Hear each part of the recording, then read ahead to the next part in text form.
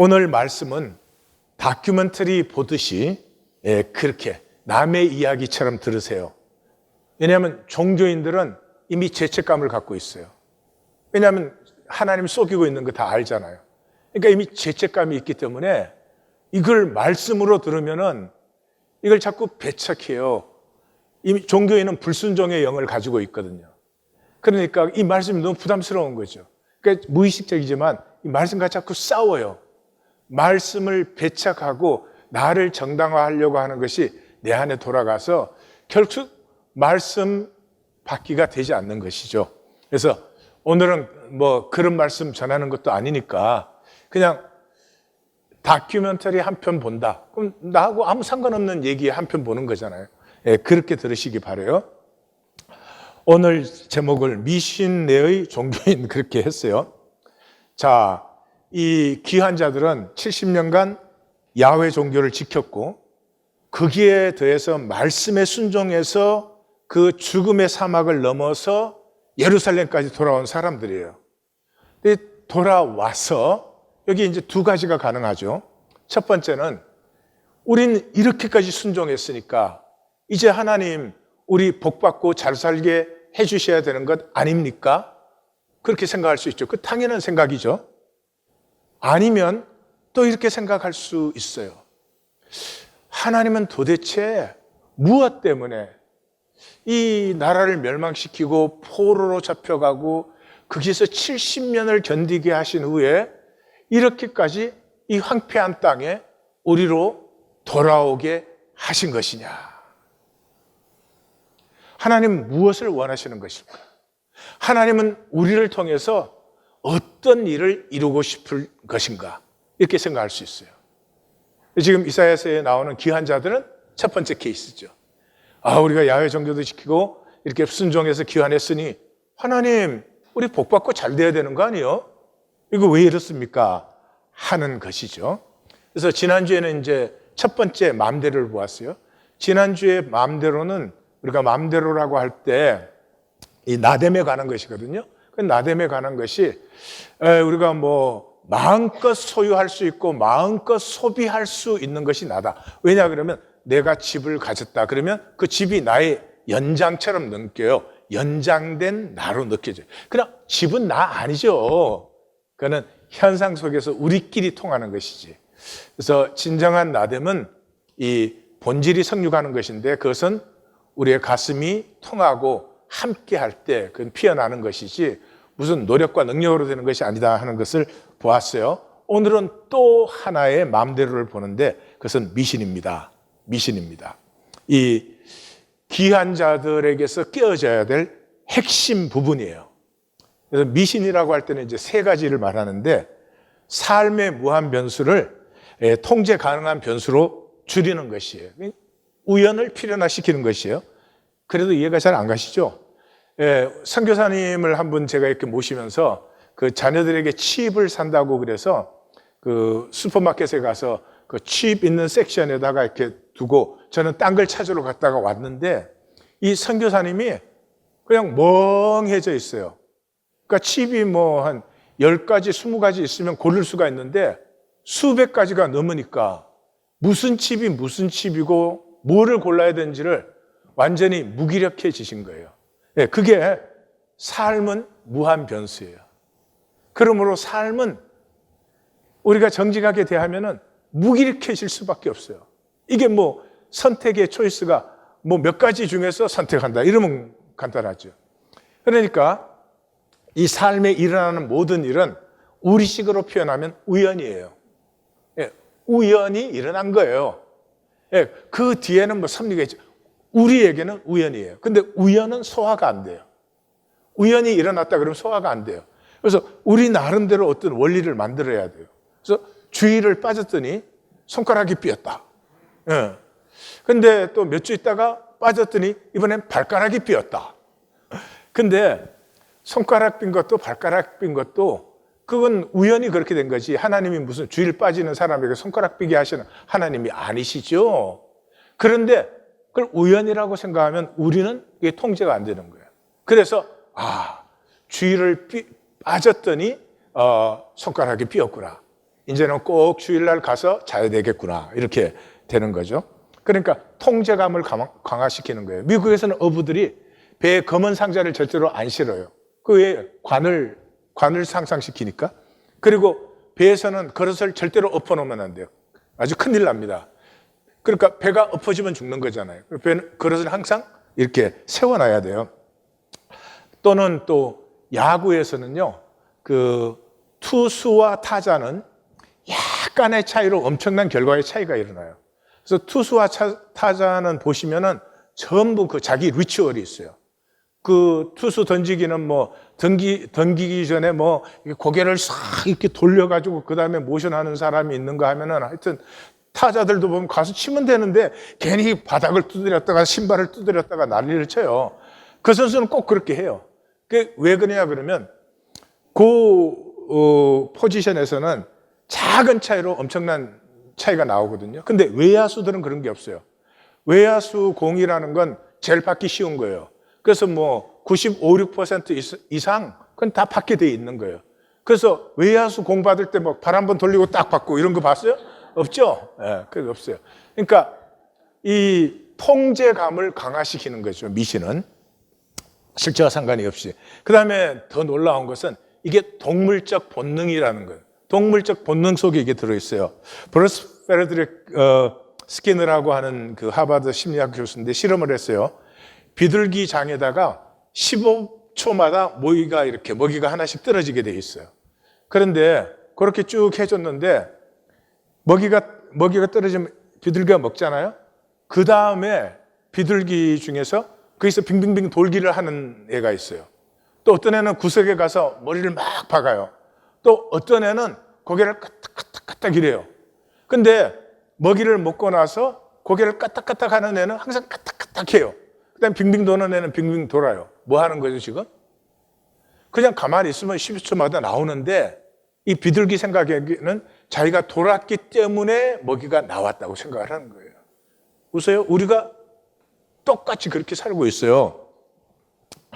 그래서 그 우연이라고 하는 것은 전혀 내가 통제가 되는 게 아니잖아요. 그래서 그런 식으로 삶의 통제감을 갖는 것이죠. 두 번째가 이제 자기중심의 질서, 규칙, 패턴으로 의미를 부여하는 거예요. 그러니까 필요 조건을 충분 조건화하는 거예요. 제 학교 다닐 때 보면 제 후배 중에 미치게 하는 애들이 있는데 시험 기간이 되면 면도를 안 해요. 그것까지는 봐주겠어. 근데 샤워를 안 하는 애들이 있어요. 근데 그것까지도 봐주겠는데 속옷을 안 갈아입어. 예, 그래서 이런 현상은 뇌는요, 본질을 몰라요. 그래서 뇌는 본질과 현상을 혼동해요. 또는 같은 것으로 생각을 해요. 그러니까 이런 실험이 많아요. 인터뷰를 하는데 인터뷰하는 사람에게 따뜻한 커피를 주면은 훨씬 더 부드러운 반응이 합격시킬 가능성이 많이 나와요. 찬 음료를 주면은 그게 반대로 가요. 그러니까 무슨 말이냐 그러면 물리적 온도와 마음의 온화함을 내는 구분을 못해요. 예. 그리고 그래서 거기서 나온 게 이제 모방 주술과 감염 주술 이런 거죠. 모방 주술은 그 영화에 보면 그런 거 있죠. 인형 만들어 갖고 바늘로 막 찌르는 거. 예. 그 다음에 감염 주술은 죽은 사람 옷은 아무리 명품이라도 안 입잖아요. 꼭 깨끗하게 빨아서 입으면 뭐 옷이잖아요. 근데 안 입는단 말이에요. 그런 걸 감염 주술이라고 하죠. 그 다음에 이제 거기에 회귀 오류가 있어요. 뭐냐 그러면 자연은 그냥 평균으로 회귀되는 현상이 있어요. 다시 말해서 동전을 10,000번을 던지면 딱 5,000번은 아니어도 거의 5,000번 앞쪽이 나오고 거의 5,000번 뒤쪽이 나오게 되어 있어요. 이게 평균 회귀 현상이에요. 그런데 거기에다 대표성을 과다하게 적용시키는 거예요. 내가 동전을 딱 던졌어. 근데 앞면이 나왔어. 또 앞면이 4번 계속 나왔어. 그럼 우리는 어떻게 생각하느냐 그러면 야, 이거 이상한데? 앞면이 계속 4번 나오다니 이거 로또 사라는 계시가 아닐까? 뭐 이렇게 생각을 하는 거예요. 근데 사실은 앞에 나온 동전과 뒤에 나온 동전은 영향력이 전혀 상관없어요. 앞에 뭐가 나왔어도 뒤에 나오는 동전은 뒤에 나오는 동전으로 자유해요. 그러니까 계속 4번 나올 수 있어요.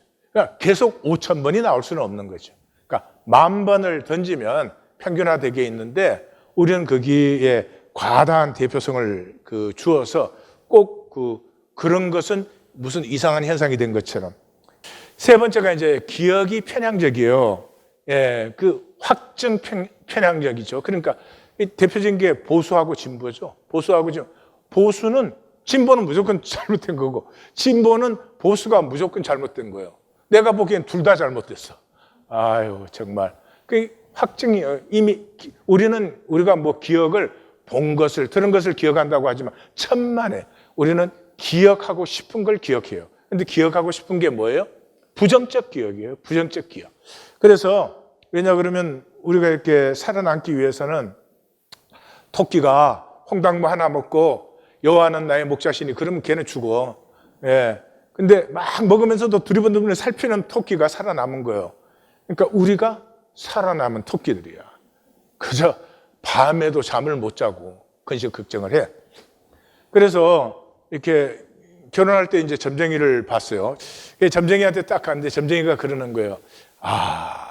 10년 차에 애기 있어. 잘 넘어야 되는데 딱 그런단 말이에요. 그러면은 10년이 된 해에 아무 일도 없었어. 그러면 어떻게 할까? 그냥 그 말 기억도 안 하고 지나가요. 근데 10년이 됐을 때 진짜 어려운 일이 일어났어. 그러면 어떻게 되죠? 와, 쪽집게다, 쪽집게. 쪽집게는 여기 있잖아. 그러니까 부정적인 것을 우리는 생존적으로 그렇게 되어 있어요. 더 잘 기억하도록. 그래서 정리하면 미신은 자연은 실제니까 무한변수예요. 그거를 자기중심적으로 조작하는 것이 마음대로. 종교인들은 그걸 신앙이라고 생각해요. 내가 기도를 하면 이게 이렇게 된단 말이지. 기도하는 건 자기를 정화시키고 자기를 성찰하는 것이 이따 보겠지만은 상황을 조정하는 것은 성경에는 그런 기도는 없어요. 예. 그래서 신앙은 실제대로 누리는 것이요. 실제대로 누리는 것이요. 하나님을 믿는다는 것은 하나님은 선하시고 의로우시니까 하나님이 창조하셨고 하나님이 섭리하시는 일에는 절대로 저주가 있을 수가 없어요. 그래서 어려운 일이 생겼어도 그 실제를 누릴 때 그 안에서 하나님의 선과 의와 합력하여 선이 드러나는 거예요. 그러나 그걸 그대로 받을 수 있는 것은 참 힘든 일이에요. 그래서 존재의 용기가 필요해요. 오늘 본문은 지난주까지 종말적 신앙이 선포되었죠. 그 다음에 이제 기한자 진단이 나오는 거예요. 이 1 그렇게 붙였으니까 다음 주에 2번이 있겠구나 이렇게 할 수 있죠. 그러니까 종말적 신앙의 전체를 보면은 두말할 것도 없이 하나님의 모든 것을 다 이렇게 받아들일 수 있어요. 이게 부분만 보는 사람은 이게 받아들일 수가 없지. 지금 어려운 일이 일어났으면 당장 불안하고 힘든데 어떻게 하냔 말이에요. 이게 바뀌어야 되지. 그러니까 종말적 신앙만이 진정한 신앙이에요. 근데 그게 안 되는 이유가 무엇이냐? 이 미신적 신앙. 내가 70년 야훼종고 지키고 순종까지 해서 이 예루살렘까지 왔었지. 그러면 이제는 내가 원하는 어떤 그 복과 잘됨이 이제는 일어나야 되는 것 아니냐 하는. 근데 지금 하나님은 그걸 깨트리려고 하죠. 이 귀한 자들에게서 그것만 끼어지면 하나님과 하나가 되어서 하나님과 함께 피어난 사람들이 되는데 내가 순종했다는 공로에 사로잡혀서 내 뜻대로 되어야 된다는 것 때문에 이 마지막 순간에 하나님의 뜻을 폐할 수밖에 없는 그런 찰나에서 하나님은 오늘 진단 1, 다음 주에 진단 2. 그래서 오늘 본문은 들어가기 전에 본문 전체를 좀 느끼셔야 돼요. 예. 첫째로 12절에서 14절 반응이 너 여호와를 잊고 어떻게 사람을 그렇게 두려워하니 그러잖아요. 그 말은 9절에서 11절에 고백이 뭔가 문제가 있는 거죠. 여호와의 팔이여 깨소서 하는 게 꼭 신앙 고백같이 보이지만 아니 여호와를 너희는 잊었어. 사람만 두려워해. 그러면 그게 무슨 문제가 있다 하는 걸 느낄 수 있어요. 두 번째로 결론이 나는 다리우스를 불러 너희를 회복한다 하는 거죠. 그러니까 지금 이 시대를 위해서 다리우스를 내가 쓰는데 너희는 회복이 안 되는 이유가 뭐예요? 너희는 단순히 예루살렘을 정복하거나 주권을 다시 찾는 그런 정도가 아니라 너희에게서 피어나야 될 것은 나의 영원한 역사, 영원한 뜻, 나라가 피어나야 되는데 그건 다리우스가 와서 예루살렘 정복하는 것보다 훨씬 어려운 일이죠. 그러니까 내가 다리우스를 사용하는데 내가 너희에게 바라는 것은 그것을 넘어서는 훨씬 더 본질적인 어떤 것을 내가 너희에게 바라고 있다 하는 것도 눈치를 챌 수 있어요. 그다음에 세 번째는 어려운 일인데 이 원어로 보시면 히브리어는 동사나 명사 뒤에 의미를 보면 이게 남성형인지 여성형인지 단순지 복순지 이런 걸 알 수 있어요. 그런데 깨소서 할 때 여성 의미예요. 의미가. 그다음에 여호와의 팔 그럴 때 그 팔도 여성형이에요. 주가 아니시니까 이렇게 번역된 부분이 are you not she 여성형으로 나와요. 성경에서는 하나님을 여성형으로 부른 데가 없어요. 그게 되게 질문형이에요. 어떤 분이 예배 딱 끝나고 나한테 와서 안기세요 이러면 무슨 뜻이지? 무슨 뜻이에요? 나는 숨쉬기가 싫습니다. 그런 뜻이에요. 그러니까 주님이십니다가 아니고 주가 아니십니까? 이렇게 비트는 데는 여기 뭔가가 이상하다. 이 정도는 느낄 수 있어야 돼요. 그 다음에 가장 확실하게는 이사야서를 이때까지 같이 그 말씀 만나기를 해오신 분이라면은 40장에서부터 여호와 하나님은 하늘과 땅을 창조하신 분이다 하는 게 계속 나왔어요. 근데 항상 하늘을 펴고 땅의 기초를 정하고 이렇게 나오지 라합을 점이고 용을 찌르셨다. 이게 창조 신화예요. 그 라합과 용은 어둠의 세력을 말하는 거죠. 그것을 깨고 하나님이 조아들의 질서를 펴셨다. 이렇게 신화적으로 표현한 데가 한 군데도 없어요. 그런데 여기에 이런 신화적인 표현을 써요. 뿐만 아니라 이 짧은 본문에서 하늘을 펴고 땅의 기초를 정하셨다는 표현이 두 번이나 계속 나와요. 그러니까 지금 대립시키고 있어요. 뭐를요? 굉장히 신화적인 신앙과 실제적인 신앙을 이 선지자는 의도적으로 대립시켜서 보여주고 있어요. 자, 그래서 하나님의 회복은 시온의 정체성을 회복시키고 있어요. 이게 어려운 거예요. 시온이 자기 스스로 나는 하나님의 섭리를 받은 언약 백성이라고 하는 것을 스스로 깨우쳐야 되는 거지. 이걸 뭐 하나님이 가르쳐줬다고 되는 것도 아니잖아요. 그러니까 하드웨어는 예루살렘이라는 성을 정복하고 뭐 재건하고 하는 건 다리우스가 할 수 있지만은 이 시온의 정체성을 세우는 것은 하나님의 말씀밖에 없어요. 이게 스스로 깨어나지 않으면 현상 거짓에 종노릇 할 수밖에 없죠. 다시 말해서 불안과 두려움에 오늘 그죠? 계속 불안해하고 두려워한다는 말이 계속 나오지 않아요? 그 불안과 두려움에 빼앗겨버린 기쁨에 더불어 살기. 하나님이 세상을 창조하시고 하나님 안에서 만물이 사람만이 아니라 만물이 그 생명을 기쁨으로 누릴 수 있는데 하나님은 그걸 지금 회복하고 계시는데 이 귀한 자들은 자기들의 생존 조건만 생존 상황만 생각을 하고 있다 이 말이죠. 그러니까 이걸 고치는 것은 굉장히 어려운 일이죠. 그래서 본문에 들어가면 9절에서 11절을 먼저 여호와의 이적을 베푸소서 여호와의 팔이여 깨소서 능력을 베푸소서 옛날에 하셨듯이 라합을 점이시고 용을 찌르시니가 어찌 주가 아니십니까? 바다와 그 넓고 깊은 물에 말리시고 바다 깊은 곳에 길을 내어 구속받은 자를 건너게 하시니가 어찌 주가 아니십니까? 우리 번역은 이제 10절, 11절 다 구속이라고 했는데 단어가 달라요. 여기 10절은 가엘, 고엘법 아시죠? 가엘, ransomed. 그래서 하나님께서 노예로 팔려간 우리를 돈 주고 다시 물으셨다 하는 거예요. 그리고 11절에 여호와께 구원받은 자, 여기는 구원받은 자라고 번역을 하는 게 좋아요. 왜냐 그러면 여기 단어는 파다라는 단어. 파다는 redeemed. 그러니까 하나님이 ransom 하셨고 그걸 우리가 받아서 구원이 됐다 이런 것이죠. 선지자는 지금 정확한 의미를 갖고 이 단어를 썼는데 번역을 그 묘미를 살려주지 못한 거죠. 여호와께 구원받은 자가 돌아와 노래하며 시온으로 돌아오니 영원한 기쁨이 머리 위에 있고 즐거움과 기쁨을 얻으리니 탄식과 슬픔이 달아나리이다. 달아나리이다.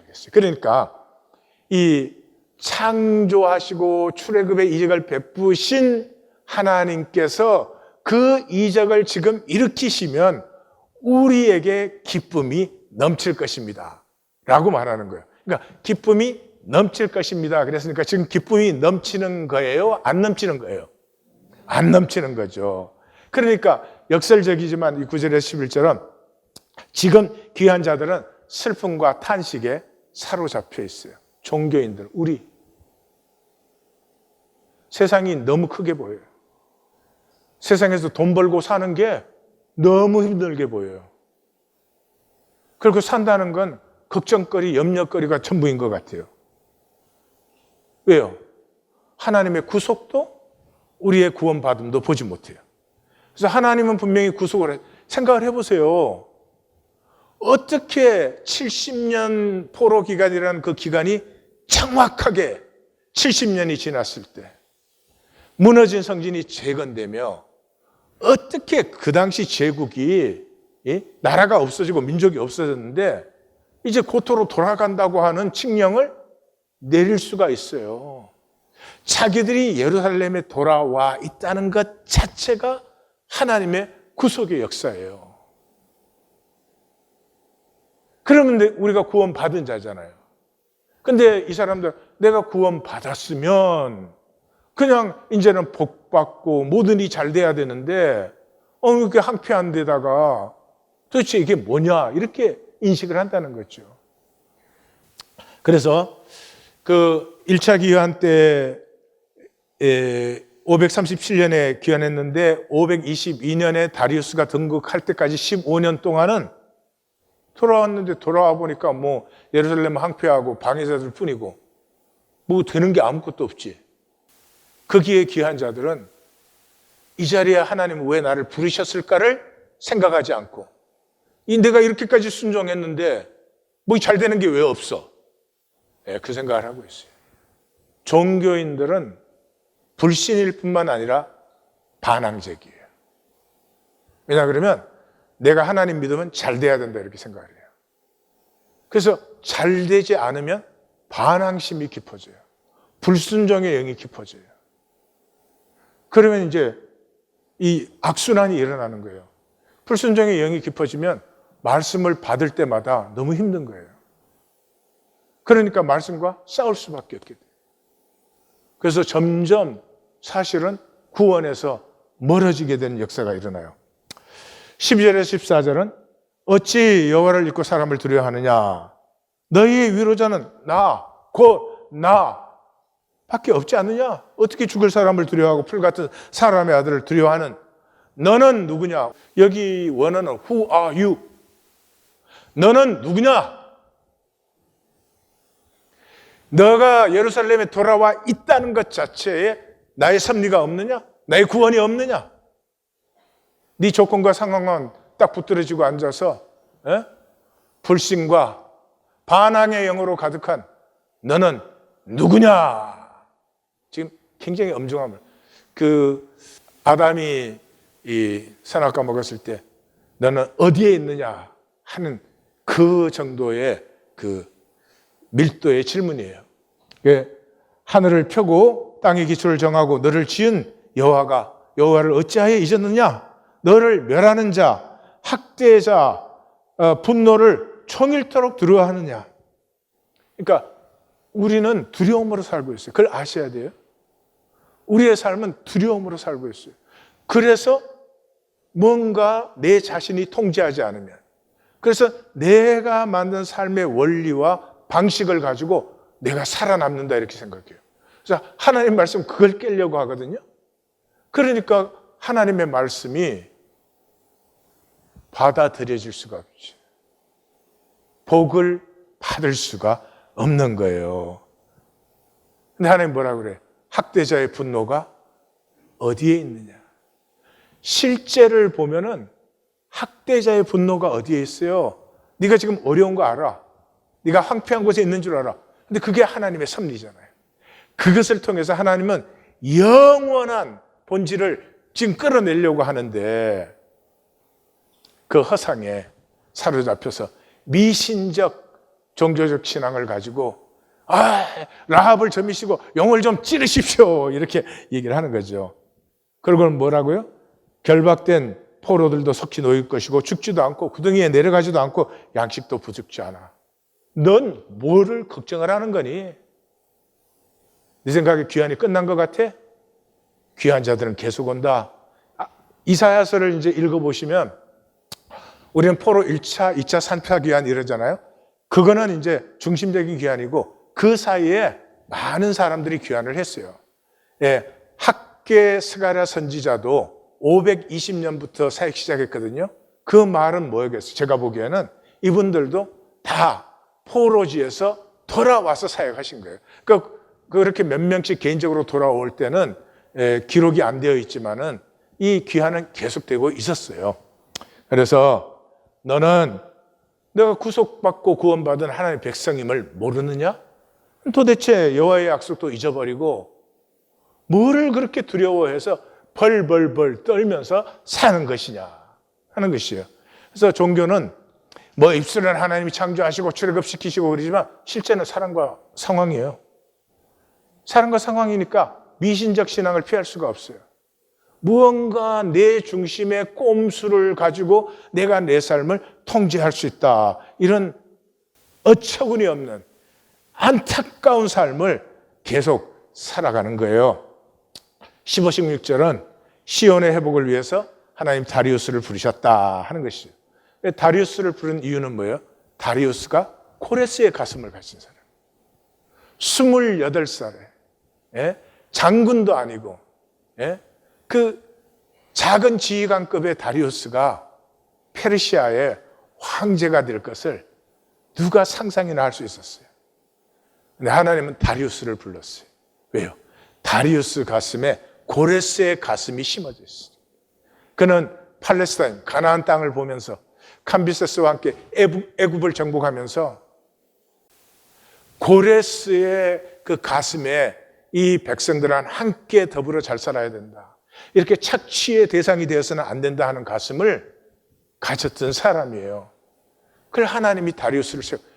그것만 봐도 하나님을 알고 이 복의 길을 알아야 되는데 그런 일이 일어나도 그냥 어쩌다 보니 그렇게 된 일이 되고 그저 내 상황밖에는 못 보는 귀한 자들의 안타까움이죠. 나는 내 하나님 여호와라 바다를 휘젓고 그 물결을 뒤흔드는 자이니 그 이름은 만군의 여호와다. 내가 내 말을 내 입에 두었다. 이 무슨 뜻이에요? 그러니까 다리우스가 임금이 돼서 칙령을 선포하잖아요. 고레스의 칙령을 확정한다. 예루살렘이 중건되게 하고 회복되게 하고 그것을 위하여서 모든 물자를 지원하고 방해하는 자들을 금지시켜라 하고 한 그 칙령이 뭐예요? 하나님의 말을 지금 다리우스의 입에 두어서 그 칙령이 있는 거잖아요. 그래서 그걸 위해서 다리우스를 하나님이 내 손의 그늘로 그를 지켜서 하늘을 펴고 땅의 기초를 정한 내가 시온을 회복시키기 위해서 너를 이렇게 사용하고 있다 하는 것이 15, 16절에 다리우스의 부름이죠. 그러므로 하나님의 일은 섭리를 이루시며 하나님은 섭리를 이루고 계세요. 한 번도 하지 않으신 적이 없어요. 그럼 우리의 일은 뭐예요? 하나님이 이루시는 그 섭리를, 그 향함을 가슴에 품는 거예요. 다리우스가 고레스의 마음을 품었을 때 하나님이 다리우스를 세운 것처럼 우리는 하나님의 향함을 품으면 되는데 하나님의 향함이 뭐예요? 주님의 기도 아니 주님의 기도. 그러면 그 기도를 내 가슴에 품었다면 하나님은 얼마나 나를 귀하게 보시겠어요? 하나님은 얼마나 나를 붙들어 주시겠어요? 근데 우리는 주님의 기도는 무언 기도인지도 몰라. 그저 막 주시옵소서, 주시옵소서. 자, 오늘 세 번째로 보는 것은 우리의 뇌에 대해서 봅니다. 뇌에 대해서 보는데, 하버드대에 이 범뇌 행동센터라고 하는 게 있어요. 그게 이제 리사 펠드맨 베럿이라고 하는 교수가 수석 책임자예요. 이분이 이토록 뜻밖의 뇌과학이라는 책을 펴셨어요. 영어본은 22년에 나왔을 거예요. 작년에 한국에 번역본이 나왔으니까. 이 책의 핵심은 뭐냐 그러면 인간의 우수성은 뇌의 생각이 아니다 하는 거예요. 이때까지 사람들이 다 인간이 다른 동물보다 우수하다고 생각을 했어요. 우수하다고. 그 이유는 뭐냐 그러면 우리는 뇌로 생각을 하기 때문에. 근데 우리 하나인 교회가 개척하고 나서 초기에 가장 많이 강조한 게 우리는 생각하지 않는다 했어요. Not I think. Thinking happens in me. 생각은 react예요. 이해 안 가시죠? 내가 뺨을 한 대 딱 때렸어요. 그럼 우리 이러죠. 맞았다. 뺨에 통증이 오고 열이 난다. 이제 아픔을 느껴야 되겠구나. 그리고 화를 내야 되겠구나. 이럴까요? 이럴까요? 이 인간이 자기가 생각한다고 생각해요. 아니요. 딱 상황이 일어나는 순간 리액트가 일어나는 거죠. 리액트가. 근데 리액트는 행복한 사람은 리액트가 없어요. 행복한 사람은 모든 걸 품어요. Happy man is a holy man. 행복한 사람은 뭐 상대방이 잘못되어도 그럴 수도 있지 이렇게 되는 거죠. 근데 리액트하는 이유는 불행하기 때문이에요. 불행한 사람은 고치려고 해요. 남편과 아내로 만나도 고치려고 해요. 뿐만 아니라 자식도 고치려고 해요. 어떻게 고치나? 자기를 못 고치는데 어떻게 고치냐고. 근데 그 고치려 한 게 어디서 나왔어요?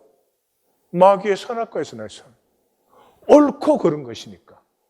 당연히 그런 것은 옳게 고쳐야 되잖아요. 사실은 그게 아니에요. 고쳐야 되는 이유는 내가 싫은 거예요. 내가 싫은 거예요. 내가 행복하면 그 모습 그대로 실제대로 품어줄 수 있다 이 말이죠. 그래서 우리 얼마 전에 그 티처스 라운지라는 영화 나누었잖아요. 문제를 해결하려고 해요. 근데 문제를 해결할수록 문제가 복잡해져. 이게 현대 사회이죠. 그냥 문제가 생겨도 리액트 하지 말고 나됨을 살면 돼. 자, 내가 A 하고 있는데 A가 뭘 잘못했어. 사람이면 잘못하는 게 당연하지. 그 잘못한 데 대해서 리액트 하지 말고 나됨을 살라고. 그 나되면 뭐예요? 하나님의 형상이지. 하나님의 형상이니까 잘못했으면 오히려 내가 위로해주고 뭘 도울 수 있는 것이 있는지, 혹시라도 잘못한 것 때문에 너무 의기소침해지지 않을지, 그게 나됨을 사는 거예요. 그래서 예수님의 산상수훈은 뭐예요? 제일 처음에 팔복이 나오잖아요. 팔복. 팔복의 사람이 되면은, 그러면 오른뺨을 때리면 왼뺨을 돌려댈 수 있어요. 예. 그 다음에 속옷을 달라고 하면 겉옷까지 줄 수 있어요. 억지로 오리 가자 그러면 심리를 갈 수 있어요. 이게 리액트 하는 것이 아니라 나됨을 사는 것이에요. 그래서 저는 정말 이제까지 뇌과학 연구에서 뭐 온갖 논문이 다 나왔어도 전부 현상적인 것이지 어떤 본질을 깨뜨린 것이 없다 그렇게 느꼈는데 정말 본질을 뚫었어요. 그래서 5억 년 전에 이제 다른 생명을 먹기 시작했어요. 이 지구에서. 그러니까 다른 생명을 먹기 시작하니까 상대 생물을 딱 만나는 순간에 둘 중에 하나예요. 먹힐 것인지 먹을 것인지. 이거를 잘 분별해야 되니까 감각계가 발달하기 시작한 거예요. 그러니까 뇌가 발달한 이유는 신체 에너지를 효율적으로 관리하기 위해서. 어떤 상황이 딱 만나졌을 때 예측하고 판단하고 행동하는 것이 0.1초 빠르느냐 늦느냐에 따라서 죽느냐 사느냐가 달리는 거예요. 더 잘 사냥을 할 수 있는지, 더 잘 도망을 갈 수 있는지, 이 모든 것이.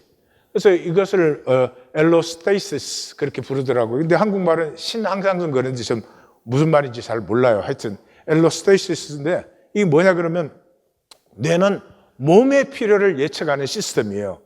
그래서 이걸 예측하려면 과거 기억도 사용해야 되고 현재 상태도 잘 분석해야 되고 이 모든 것을 지휘하고 통제해야 되기 때문에 그래서 뇌가 발달된 거예요. 그러니까 뇌가 생각하는 게 발달된 것이 아니고 우리가 생각이라고 생각하는 모든 것은 사실은 이기적 생존을 중심에 둔 리액트들의 여러 가지 복잡한 리액트들에 불과한 것이에요. 그래서 뇌가 발달한 것은 신체 그 부위 기능 관계가 복잡해짐에 따라서 그렇게 복잡해진 거예요.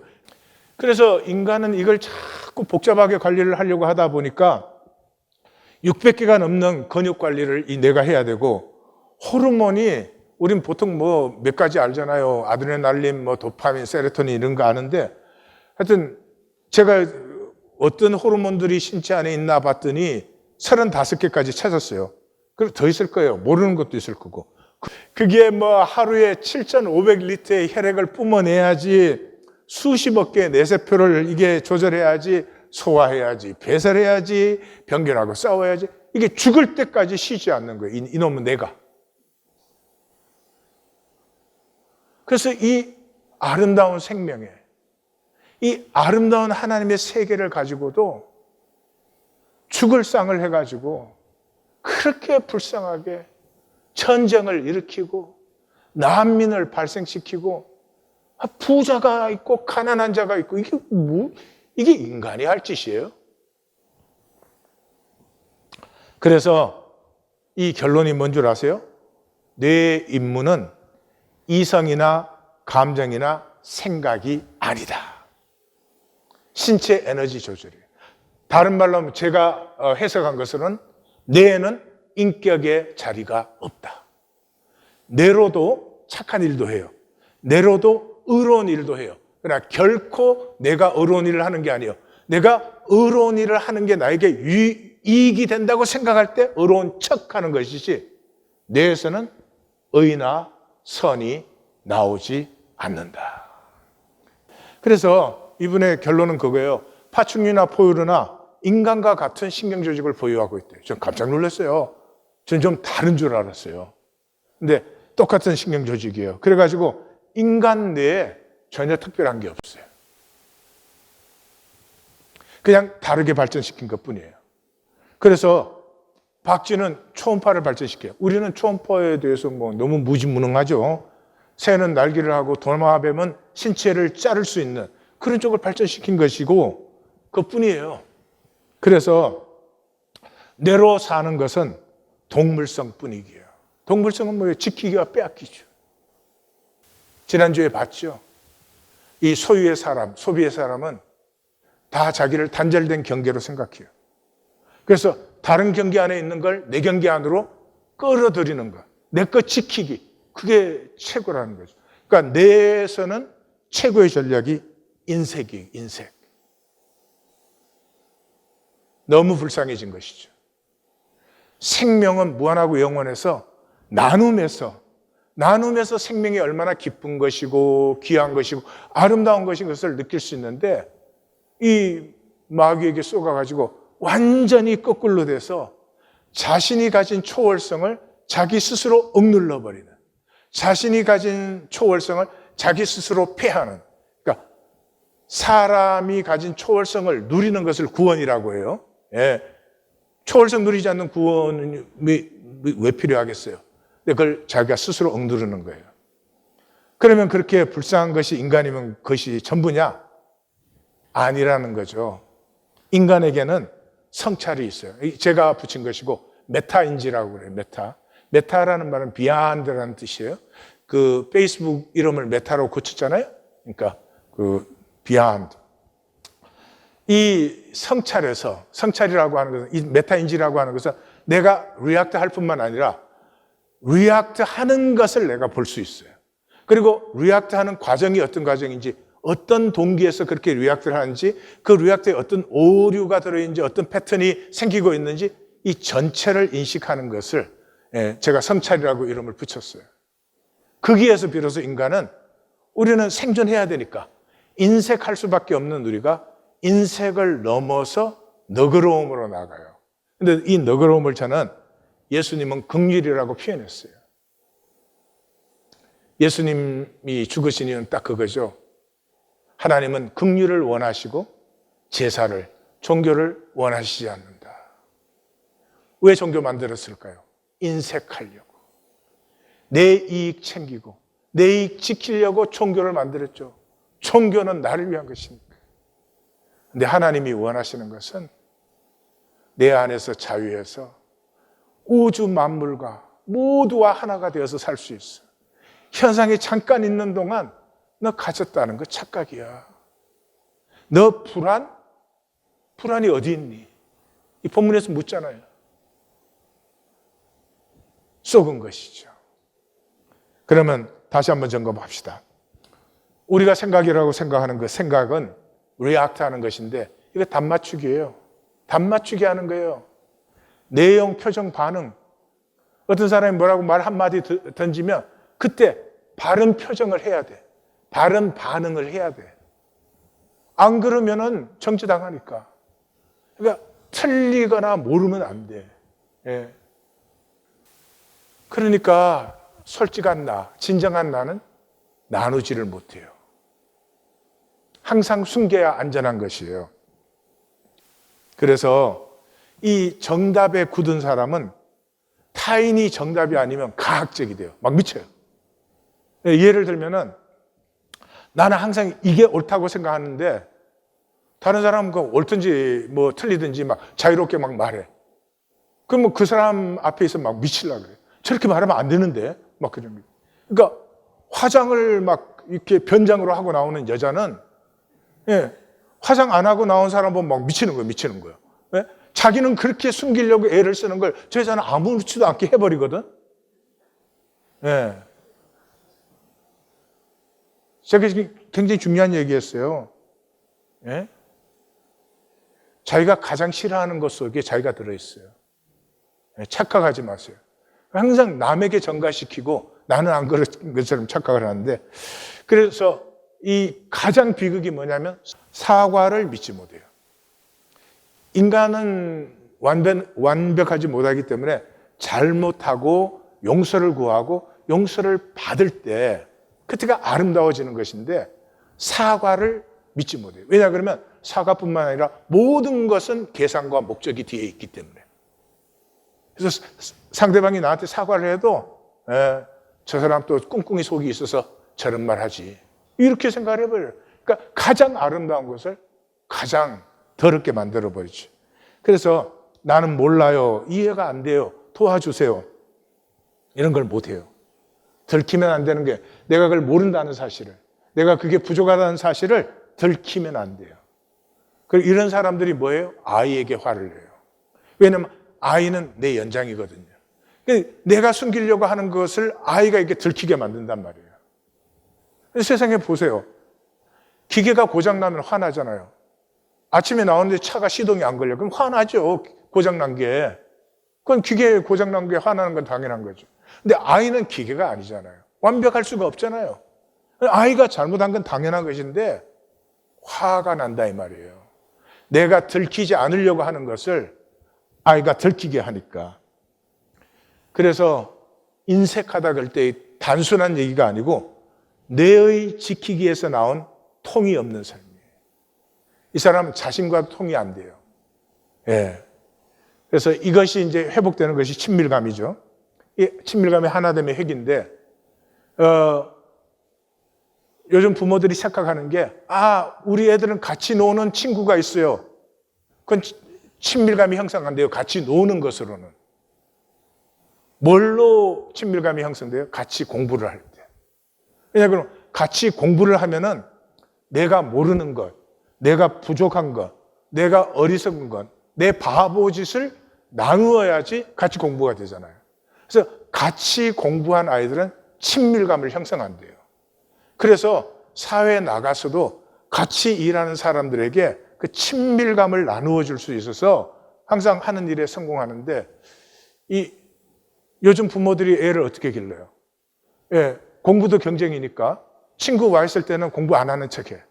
걔 간 다음에 밤새는 거야. 애를 망치는 거지요. 이제 제가 한 가지 분명한 말씀 드리겠습니다. 육은 반드시 단절됩니다. 영원히 단절됩니다. 예수님은 바깥 어두운 곳에서 그렇게 표현했는데 영은 하나가 됩니다. 영원히 하나가 됩니다.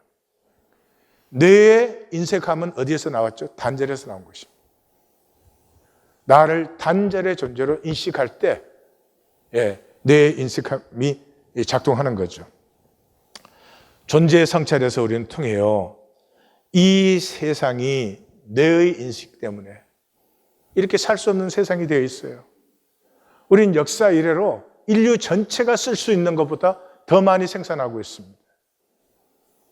그리고 그 아마존 밀림까지도 배송할 수 있는 그런 기술을 우리는 만들어 놓고도요.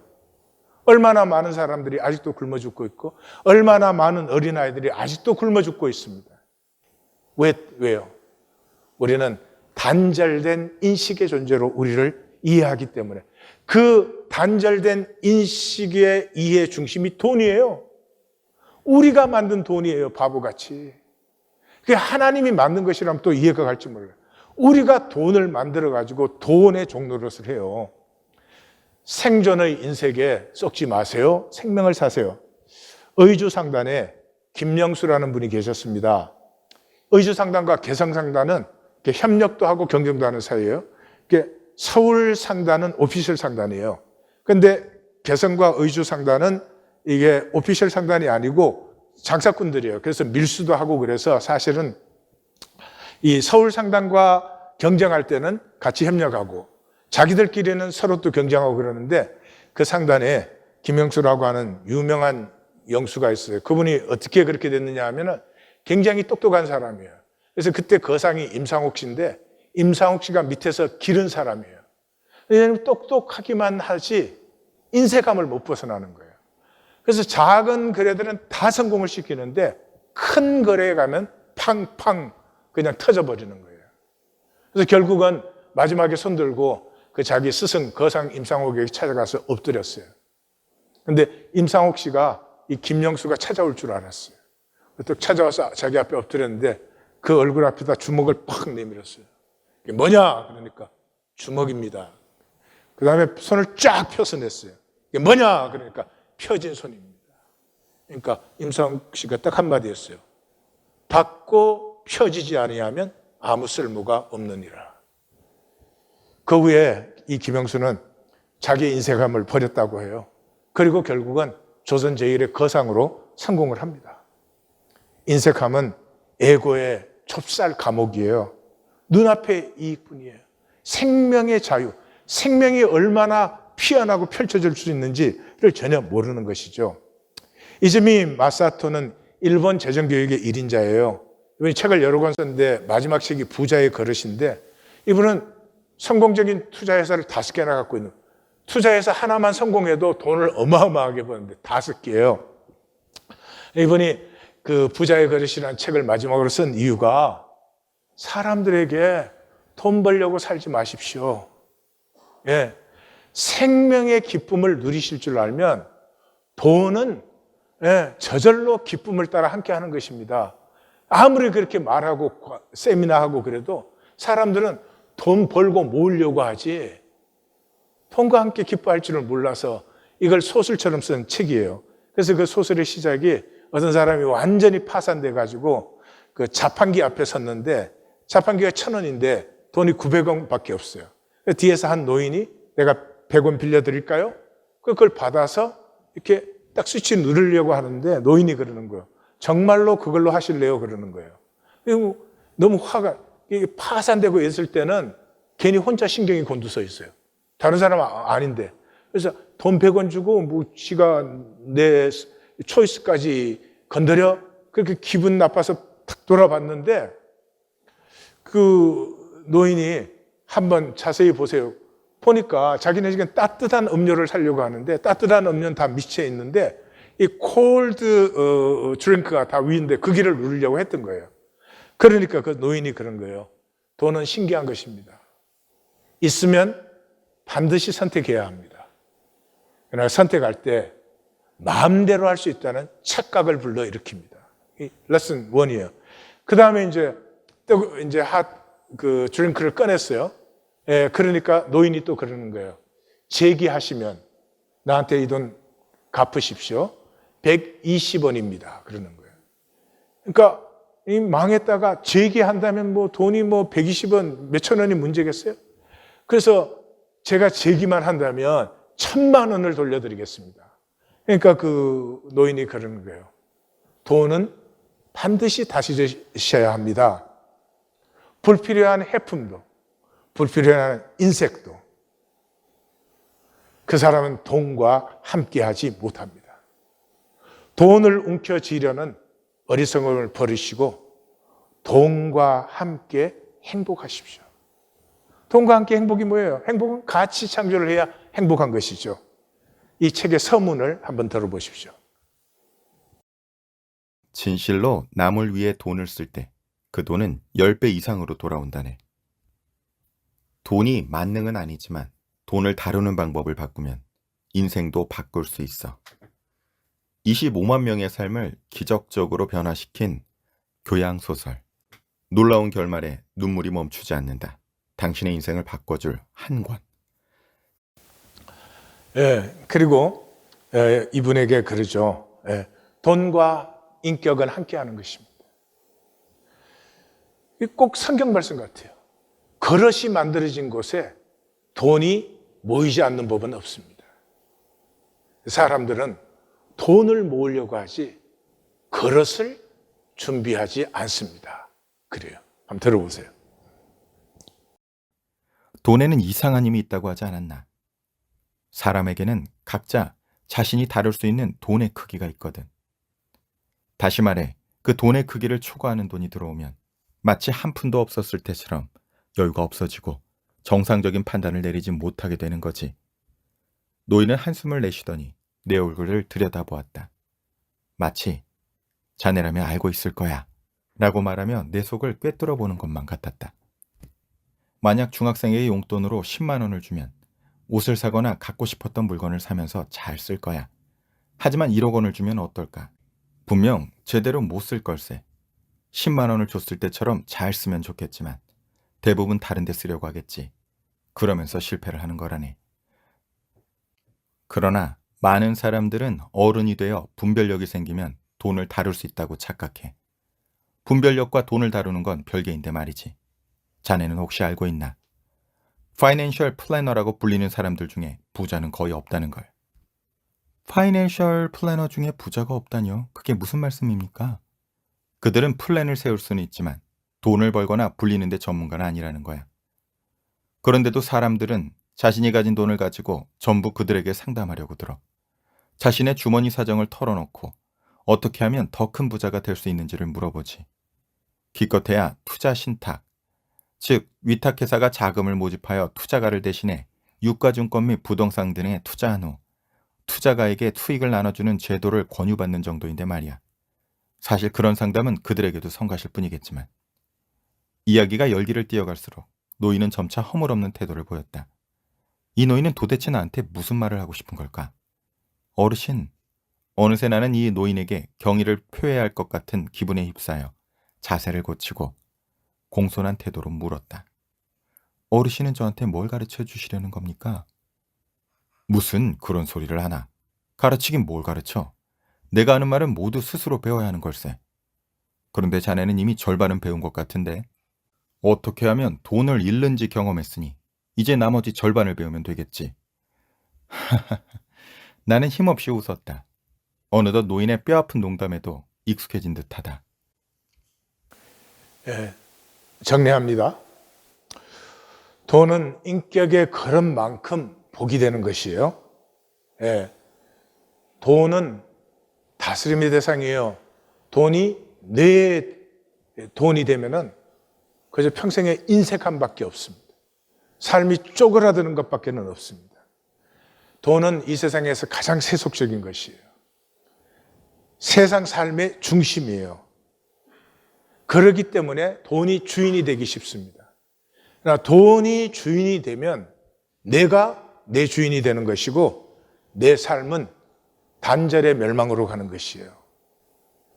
그러나 돈이 하나님께 종속이 되면은 드디어 다스림이 시작되고 돈은 복의 도구가 되는 것이에요. 이 문제는 스스로 결단하셔야 됩니다. 돈이 아니라면 종교생활을 할 사람은 아무도 없습니다. 종교생활은 거짓입니다. 예, 종교생활은 미신입니다. 자기 나름대로 정한 그 신앙생활이 있고 그것을 지켜나가는 것이지 결코 하나님과 하나 된 가슴이 피어나지는 않습니다. 스스로 결단해야 되는데 꼭 기억하십시오. 성공과 실패의 기준은 돈이 아닙니다. 성공과 실패의 기준은 달빛 수위입니다. 이 세상에서 내 생애를 마감하는 날, 달빛 수위를 입고 하늘과 땅과 바람과 자연과 나와 하나 되었던 것들이 나를 친구로 영접하고 이제 본질의 세계에서 하나 된 세계에서 함께 하나 되는 것을 기뻐하는 것이 성공이지,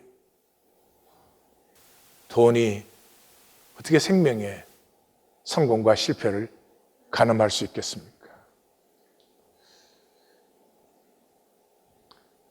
종교인의 내가 만든 미신 내려지고 하나님의 실제로 자유하시기를 우리 주님의 이름으로 축원합니다.